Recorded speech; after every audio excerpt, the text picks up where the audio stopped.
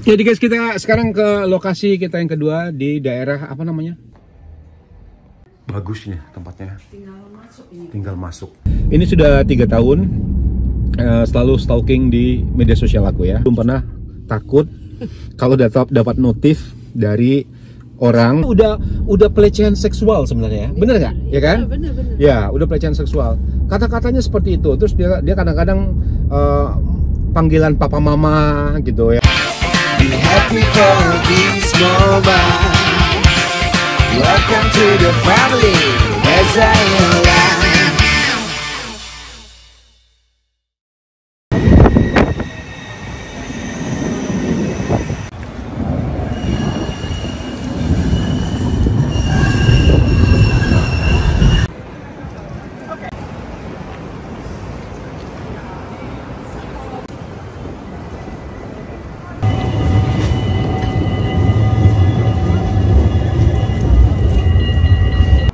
Hari ini aku ada di kota Den Haag, tepatnya lagi di warung Sides. Itu kalau kalian baca di belakang aku, Sides. Ini warung Indonesia, nggak jauh lokasi dari stasiun. Dan aku bersama teman kriminal aku, partner in crime. Tapi asik banget loh, pakai t-shirt. Lu jarang-jarang lihat pakai t-shirt kan? Pakai t-shirt ya? Jarang-jarang ya? Jarang-jarang di rumah kan kalau nak tidur. Wah, gitu. Tapi sekarang lagi relax hari ini. Kalau nggak belum sambal itu yang ayam Lembang, ayam gesek Lembang. Belum. Padahal dia ini orang Sumatera Selatan ya. Belum sempet. Nah itu dia kawan. Jadi guys, ceritanya hari ini kita tuh ada meeting. Kita janjian kemarin kita bakal ke Den Haag. Ini masih dalam rangka Cek lokasi. ya, cek lokasi gitu. Lokasi kita belum jelas sampai sekarang itu. Makanya di Instagram tuh belum ada alamatnya. Kamu boleh di YouTube-in nggak? Mau nggak? Boleh lah. Oh, jangan dong. Boleh lah. Terus aku bersama pemilik dari warung Sides, ini namanya Sides. Kenapa sih malu orang cantik gitu?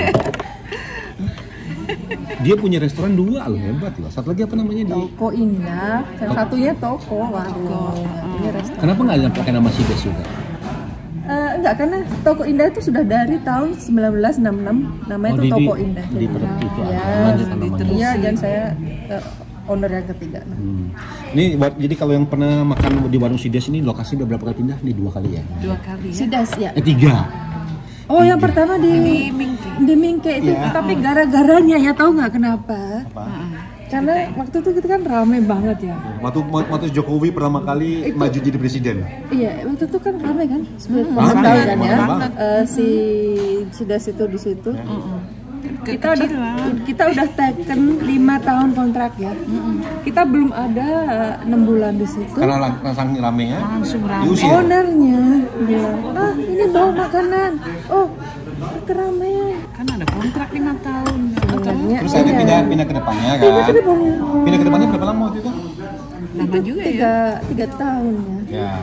Pindah terus akhirnya pindah ke sini. Karena di juga situ nggak lama. mahal kemahalan. Tahun keempat itu mahal banget, sampai 10.000 sewanya.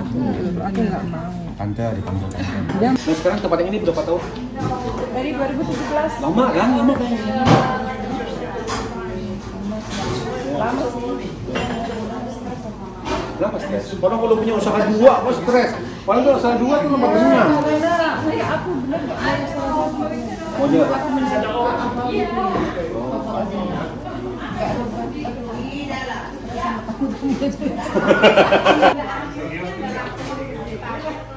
Kemana lagi kita, Bu?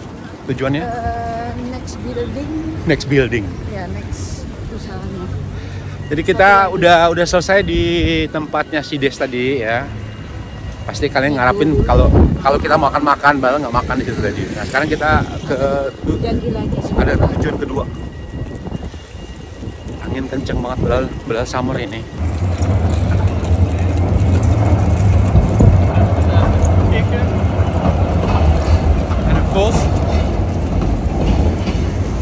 Jadi guys, kita sekarang ke lokasi kita yang kedua di daerah apa namanya? Dia yang punya Den Haag soalnya. Di pertokoan. Daerah pertokoan. Bukan nama daerahnya. Oh, daerahnya ya deket-deket KBRI ya. Udah 1 bulan sibuk banget. Lagi lihat-lihat tempat gitu ya. tempat apa, udah tebak lah. Tapi kita juga ngomong-ngomong dulu sekarang tempatnya apa. Biarkan kalian berasumsi, beranggapan dan ya. Ada yang bilang nanti tempat tukang jahit, nanti ada yang nebak juga. Tukang bordir. Ya tempat. Rumah bordir. Ada juga nanti yang menebak-nebak, oh mau bikin kantin, boleh juga. Pokoknya semua tebakan tuh boleh ya. Dan tadi aku sempat bikin story di Instagram, terus dan yang kepo tuh banyak banget. Kamu termasuk dia yang kepo, tapi dia tahu orangnya siapa. Dan aku hari ini juga mau cerita tentang stalker. Ini sudah 3 tahun selalu stalking di media sosial aku ya. Kemarin malam itu udah aku blok dia di YouTube ya. Dan pertama aku blok dia di Instagram, yang kedua di YouTube, dan sekarang dia stalking lagi di TikTok aku. Jadi ya untuk kalian yang pengen dengar ceritanya nanti ya, kita berdua udah santai lagi makan, kita cerita tentang stalker ini. Aku tuh belum pernah takut kalau dapat notif dari orang ya yang merasa ketakutan banget. Nah ini pertama kali dalam hidup aku, dan ini di stalking selama 3 tahun ya. Sampai aku blok itu udah penuh pertimbangan. Akhirnya aku pikir ya udahlah, kehilangan salah satu subscriber nggak apa-apa. Yang penting aku lebih tenang lagi, aman ya kan? Ya. Dia tahu orangnya dia. Tapi nanti kita cerita ya.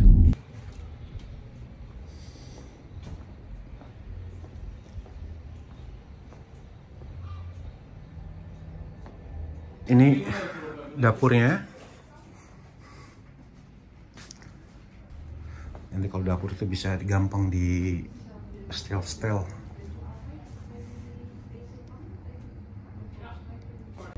Jadi kalau sudah masak dari sini bisa lihat keluar langsung ke tamu.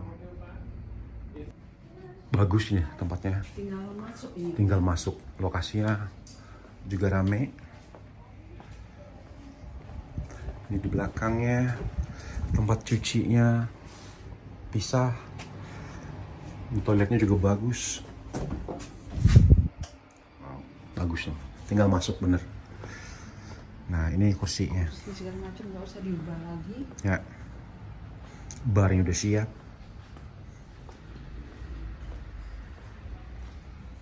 Bagus. Barnya komplit.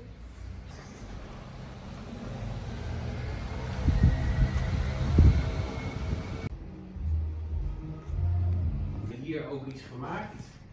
Waardoor je niet de zaak in kon kijken. En het was heel raar. Heel rommelig. Die zijn ook gelijk weer gestopt. Kita udah lihat lokasi tadi, lokasi yang keberapa ini sebenarnya? Hari ini yang kedua. Ini hari yang kedua. Cuman hari ini aja. Hari ini kedua. Total dari rencana kita buka rumah jahit itu ada berapa lokasi dah?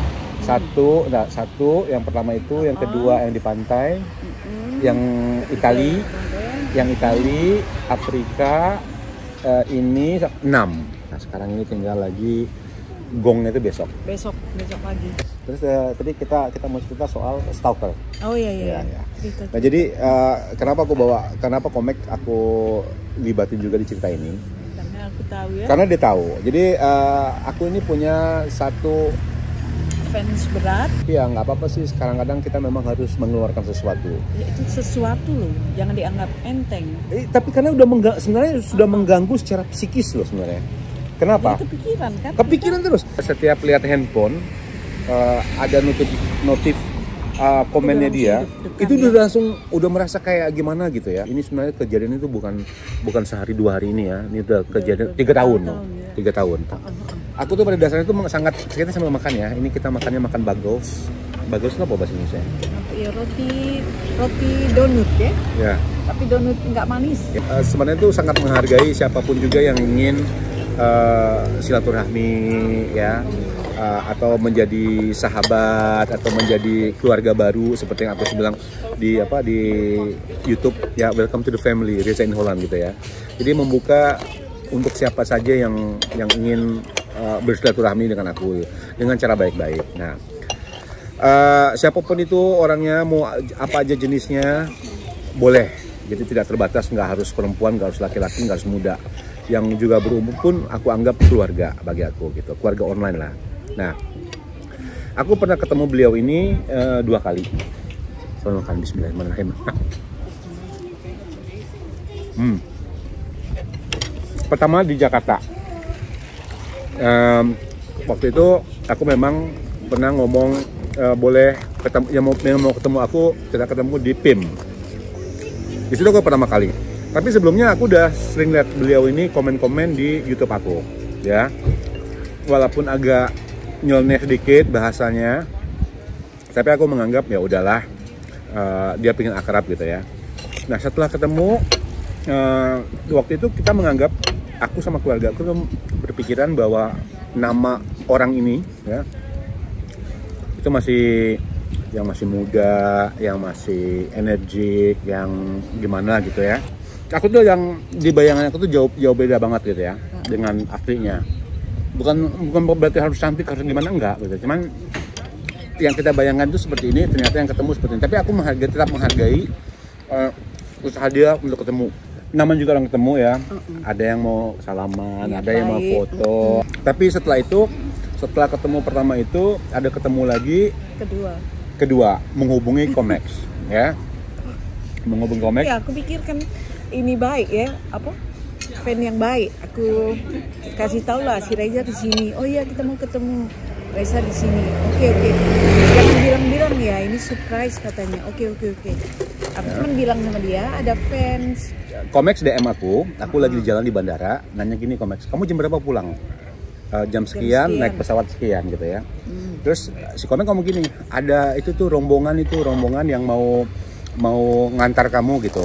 Aku pikir waktu itu kan bercanda gitu. Aku cuma ketawa, Mek ya. Iya bener. Iya, cuma ketawa gitu. Udah sampai di bandara, aku habis ngedrop barang, aku keluar sebentar gitu, Pas di luar itu tiba-tiba aku kaget gitu, ngeliat ke belakang ada yang gitulah. Ada beliau di belakang aku gitu. Terus kaget. Itu laki lu, Mek. Oh iya bener. Jadi guys, nih lanjut lagi ya. Jadi lokasinya berubah lagi nih. Nah, tadi kita kan barusan ngobrolin itu, terus tiba-tiba ada suami Komex. Kan nggak enak kalau kita ngomong bahasa Indonesia sama kalau ada orang Belanda. Jadi kesannya kan kita nggak menghargai orang gitu ya. Jadi aku nggak mau sebutin ini laki-laki atau perempuan ya. Nanti kasihan, ada rasa kasihan juga sebenarnya. Tapi ini memang perlu dibahas banget gitu. Terus tiba-tiba datanglah dua orang gitu. Yang satunya temennya tuh merasa kayak mukanya tuh kayak nggak enakan sama aku. Tapi yang satu lagi ini itu ngotot banget pakai upacara gitu. Jadi aku sampai kaget. Ini sebenarnya ada apa sih gitu ya. Nah cuma ya udahlah, walaupun juga dengan rasa sedikit malu, jujur aja. Dibikin upacara-upacara seperti itu. Selama 3 tahun dia selalu stalker dengan mengirimkan komen yang itu. Kalau aku bikin video itu, dalam satu video itu dia bisa sampai 5 kali, 6 kali, 7 kali komentar ya. Dan dia nulis komentar, dia sendiri yang ngebalas komennya tuh sendiri. Emang seperti itu, Mek. Dibalas sendiri sama dia gitu. Dan aku awalnya masih sering ngomong kayak gini, kalau komen cukup satu aja gitu ya, nggak usah banyak-banyak ya. Komen satu aja belum tentu aku punya waktu untuk ngebalas, apalagi yang kalau seandainya dibuka YouTube aku, pas dibaca komen itu, komennya dia semua gitu kan, bingung gitu sebenarnya ya. Kalau aku bikin sesuatu di Instagram itu, dia dari atas ke bawah itu semuanya komennya dia gitu ya. Itu lewat DM atau di postnya aku gitu. Sampai akhirnya aku berpikiran, wah ini udah nggak sehat. Ada kata-kata dia itu yang sampai sekarang masih ingat. Ada seorang yang ingin mengabdikan hidupnya kepada dirimu. Kenapa kamu mengabaikannya? Maksudnya itu dia sendiri. Sampai di situ aku ngomong gini ya, wah ini udah nggak wajar lagi kata-katanya gitu ya. Sebagai orang yang usianya lebih, yang aku hormatin gitu. Ngomong kayak gini, tapi sebenarnya aku udah punya feeling, cuma bukti aja nggak ada gitu. Terus akhirnya di situ aku blok dia. Komen di YouTube, komennya tuh banyak banget segala macam, bla bla bla bla bla bla. Seperti yang aku bilang tadi kan, kalau ada yang mau ketemu, nama juga kita mengagumi seseorang ya, atau suka sama seorang, pingin foto, pingin pegang apa ya, megang tangan dikit lah, wajar. Hal itu wajar aja gitu. Tapi di komen dia ngomong kayak gini, masih ku ingat genggaman tanganmu saat itu. Itu kan sebenarnya udah mengandung apa, Mek? Bahasanya itu udah mengandung. Iya, Mek. Iya, udah nggak pantas gitu. Itu sebenarnya udah pelecehan seksual sebenarnya ya. Bener nggak? Ya kan? Bener. Ya, udah pelecehan seksual. kata-katanya seperti itu. Terus dia kadang-kadang panggilan papa mama gitu ya, papa gini, mama gini gitu ya, seperti itulah. Jadi bahasa itu sebenarnya udah mengintimidasi sebenarnya, sampai aku tuh merasa nggak nyaman lagi. Yang pertama, perbedaan usia tuh jauh. Yang kedua, aku menghargai dia, aku nggak pernah mau ngomong kasar sama dia gitu, sampai aku ngomong nggak usah komen banyak-banyak segala macam, sampai aku tuh bingung, tidak di like. Gimana kesannya kayak pilih-pilih orang, tapi kalau di like dia seperti dapat kayak dia kayaknya dapat angin, Mek, gitu, Mek, kayak dapat angin gitu, ditambah lagi komennya segala macam. Nah, jadi kejadiannya terakhir kali ini 2 malam lalu dia komen dengan emot love ya, emot love banyak-banyak. Aku lagi bahasa itu gini, pokoknya aku lagi membayangkan lagi bersama dirimu di rumah, pakai love gitu. Nah, malam-malam waktu itu aku sempat cari kata-kata yang pas untuk orang ini, karena sekali lagi aku masih menghargai dia. Jangan kelihatan kasar, jangan kelihatan nggak nyamannya. Jadi aku ngomong gini, pakai kata-kata bercanda. Aku berharap bahwa dia ini akan ngerti gitu ya. Wah, serem dong kalau ditemanin sama kamu di rumah gitu, aku malah tambah takut. Aku pikir dia bakal paham gitu. Enggak taunya dibalas lagi sama dia, aku yakin mental kamu kuat untuk menghadapi ini, kita berdua. Oh my god. Aduh. Sampai aku tuh diem, sampai benar masih ada tuh buktinya. Kalau aku buka, aku ada buktinya. Aku masih capture semuanya.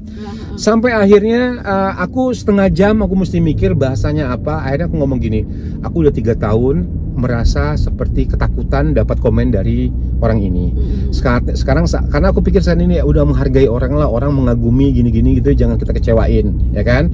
Tapi semakin aku diem, semakin dia seperti itu, ya. Terus akhirnya aku jawab kayak gini, kalau tolong komennya jangan seperti ini ya, gitu. Nanti kalau komennya seperti ini, aku blok, gitu. Sampai aku ada keluar kata-kata aku seperti itu. Dijawab lagi sama dia. Mentang-mentang udah terkenal sombongnya sekarang gini gitu ya. Ya udah, akhirnya aku blok dia. Selesai, aku beranggapan bahwa ya udah deh, aku udah blok dia dari Facebook, aku udah blok dia dari Instagram, aku udah blok dia dari YouTube. Tiba-tiba tadi pagi muncul apa? Di TikTok. Semua di like sama dia. Tiba-tiba sekarang tuh aku diserangnya tuh di TikTok gitu. Memang belum ada komennya macam-macam gitu ya. Baru nge-like, tapi semua di posting aku di like sama dia. Jadi aku buka TikTok tuh yang isinya tuh like-nya dia semua, dari atas ke bawah gitu. Pakai satu nama. Terus dan juga lingkungan aku jujur aja nih udah nggak nyaman. Kayak Ayu contohnya ya. Ayu nggak nyaman. Dulu aku punya manajemen aku jualan buku, manajemen aku juga digituin sama dia. Komex, cerita Max, sebanyak apa dia komen? Setiap hari tuh tulis berita, nanyain dia, cerita soal apa keponakannya yang sakit atau dia kegiatan dia. Aku cuman baca aja tapi nggak aku komen. Tuh panjang, bener-bener panjang, sampai sekarang masih panjang, tapi udah nggak aku baca lagi. Kalau udah terkenal resikonya itu harus ditanggung, tapi ini bener-bener ngena banget ya. Iya, udah 3 tahun lebih lah aku ketakutan kalau baca. Jadi gini loh, kalau ada orang yang komen sayang apa kabar gitu, aku merasa menganggap bahwa ini cuman kata-kata yang biasa gitu ya. Tapi kalau dari dia ada kata-kata sayang itu, aku udah merasa kayak aduh, ini apa sih ini gini gitu. Jadi karena udah ada kata-kata sebelumnya gitu, kayak panggil papa mama, kayak malam ini kita berdua. Tapi sebenarnya orang ini ya bisa dibilang karena kesepian, tapi juga bukan tugas gua juga kali untuk menghibur hidup dia gitu. Banyak juga YouTube lain ya. betul. Guys, sekarang kita berikut ini mau tujuannya ke toko restoran pempek. Kita mau makan dulu. Berapa mau makan bagels, tapi kurang nendang. Kita mau coba. Siapa? Oh ya. Ya, itu barusan kita lewat tempat yang kita lihat kemarin ya. Calon tempat juga. Ini aku mau kasih lihat nih lokasi yang kemarin kita sempat lihat hari Kamis ya, Mek ya. Dan ini sekarang posisinya itu restoran Afrika ya, Mek ya. Nah, di sini tempatnya nih. Tuh. Afrika. Nah, itu tempatnya. Tapi kalau di tempat dibandingin keramaian masih ramai di sana tempat tadi yang kedua ya. Tadi kita berdua niat mau makan di warung Pempek Elisa, tapi ternyata setelah kita datang tempatnya tutup. Ya udah, akhirnya kita putuskan untuk pulang ke rumah masing-masing karena jam 6 nanti ada football. Belanda melawan Romania ya. Dan aku cukupin dulu vlog hari ini sampai di sini ya. Siap-siap nyetrika baju oranye. Dia harus masak untuk lakinya. Aku tutup dulu di sini vlognya. Kita ketemu lagi di vlog Reza Nolam berikutnya. Dadah. Contoh orang Belanda mensupport tim Nederland ya di sepak bola. Semua kafe dihiasi warna oranye sampai di jalan-jalan.